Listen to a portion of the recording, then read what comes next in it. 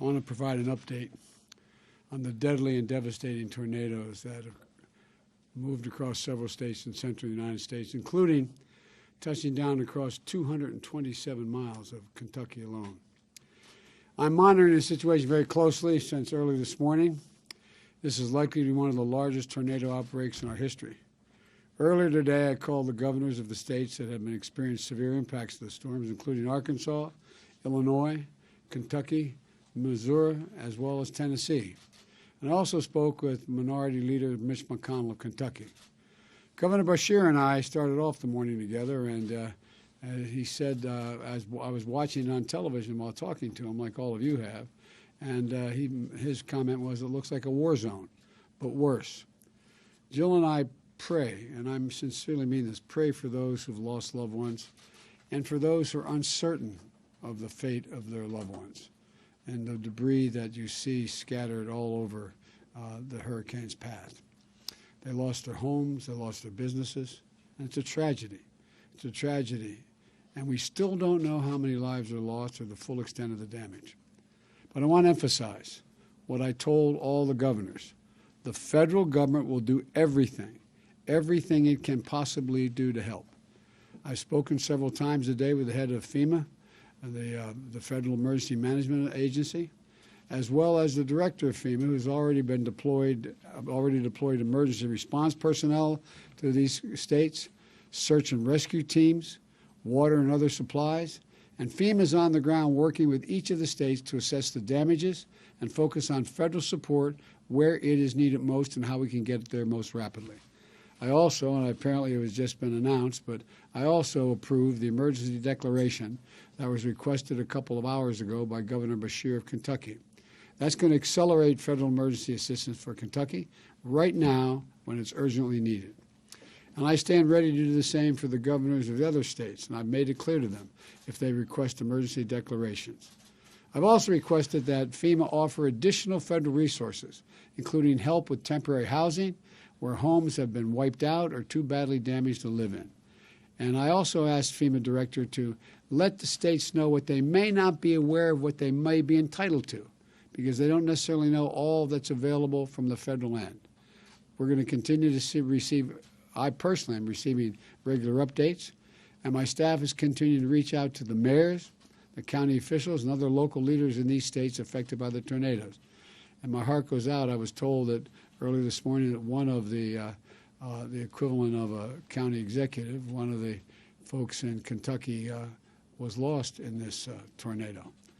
I want folks in all these states to know we're going to get through this. We're going to get through this together, and the federal government is not going to walk away. This is one of those times when we aren't Democrats or Republicans.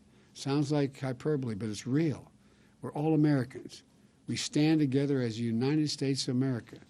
And so I say to all the victims, you're in our prayers, and all those first responders, emergency personnel, and everyone helping their fellow Americans, that this is the right thing to do at the right time, and we're going to get through this. And I'll be happy to take a question or two if you have any about this. Does this say anything to you about climate change? Or do you conclude that these storms and the intensity have to do with climate change? Well, all that I know is that the intensity of the weather across the board has some impacts as a consequence of the warming of the planet and the climate change. The specific impact on these specific storms, I can't say at this point. I'm going to be asking the EPA and others to take a look at that. But the fact is that we all know everything is more intense when the climate is warming, everything. And obviously it has some impact here, but I can't give you a quantitative read on that. Mr. President, do you have any plans to visit any of the affected areas this week? And are you Yes, I do. I spoke with, I started off this morning with the governor of Kentucky and offered to, I said I'll be happy to come, but I don't want to be in the way. When a president shows up, he shows up with an awful lot of personnel, an awful lot of vehicles, an awful lot of, we can get in the way unintentionally. And so what I'm working with the governor of Kentucky and others who may want me to be there is I may make sure that we are value added at the time and we're not going to get in the way of the rescue and recovery. But I do plan on going. Are you going to ask Congress to approve any other disaster relief money from these Well, we'll see. Whatever is needed, I'm going to ask for. If we don't already have the wherewithal to take care of it, I'm going to ask for it. This is the United States of America. Our citizens are badly, badly hurt, and they're scared to death right now in terms of all those folks who they can't figure where they are. Where's my son? Where's my daughter, my husband, my wife, my mom, my dad? It's devastating. Yes, you had a question, sir. Is there a role for the federal government in coordinating direct on-the-ground response, whether it be direct National Guard or federal troops that can be helpful? The answer is yes, if in fact the states conclude they need it. And so the National Guard has been called out in one state, but whatever is needed, it's within the authority of the President of the United States and the federal government to provide that help. And we're going to provide whatever is needed. I think we've demonstrated since we've been elected that every major national disaster, we have been there early, often, and stayed till we got it finished. And that's what we're going to do here. But again, I think what I've found as I've visited these disaster areas in other circumstances, whether it was the hurricane in Louisiana or the gigantic flooding in the Northeast or the wildfires in the West, is the real anxiety right now is all those poor people are wondering, where is my loved one? Where are they? Are they going to be okay? And I don't think it's possible to exaggerate the extent of the fear and the concern. And we have a lot of people that are going in doing rescue, running machines, bulldozers, forklifts, and the like. And the way in which I've watched it down in when the building collapsed in Florida, I watched how it takes a toll on them. God, am I gonna lift something? It's gonna move something. It's gonna fix something. And so that's what my heart aches for those people right now, including the rescuers, including the burden on them and what they worry about. That's what they talk to me about in Florida. That's what they talked to me about afterwards. And so I just think that we just have to keep at it. We have to keep focused, and this is going to be the focus of my attention until we get this finished. Mr. President, what's your message to the victims and their families, and can you talk at all about how governments can be better prepared for such disasters in the future? Well, quite frankly, I think we're as prepared as any government has ever been for dealing with the disasters. Now, the question is, one of the questions is going to be raised, I'm confident, is what warning was there, and was it strong enough, and was it heeded? That's a question that's going to, I assume, is going to be part of the discussion in the states as well as nationally. Because look, as usual, you ask always the best question, and you asked me about whether or not we were going to be able to, what we're going to do about it, how we're going to handle this. And part of it is acknowledging that the likelihood of fewer weather catastrophes, absent a continued movement on dealing with global warming, is just not going to happen. Not going to happen.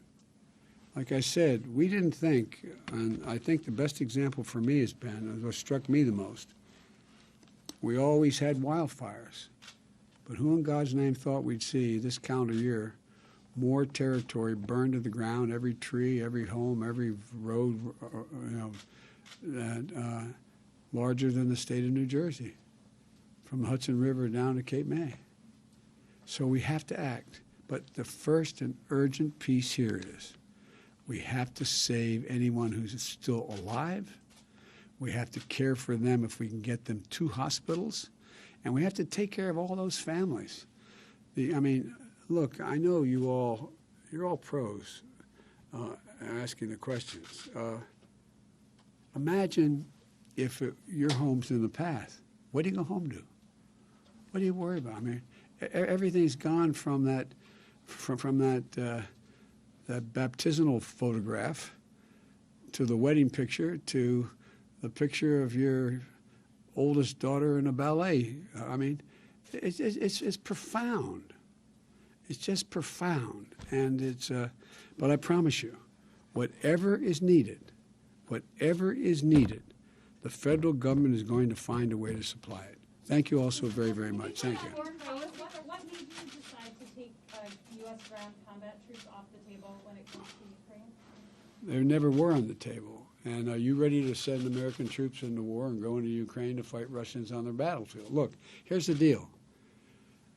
I've made it absolutely clear to President Putin, it's the last thing I'll say, that if he moves on Ukraine, the economic consequences for his economy are going to be devastating. Devastating, number one.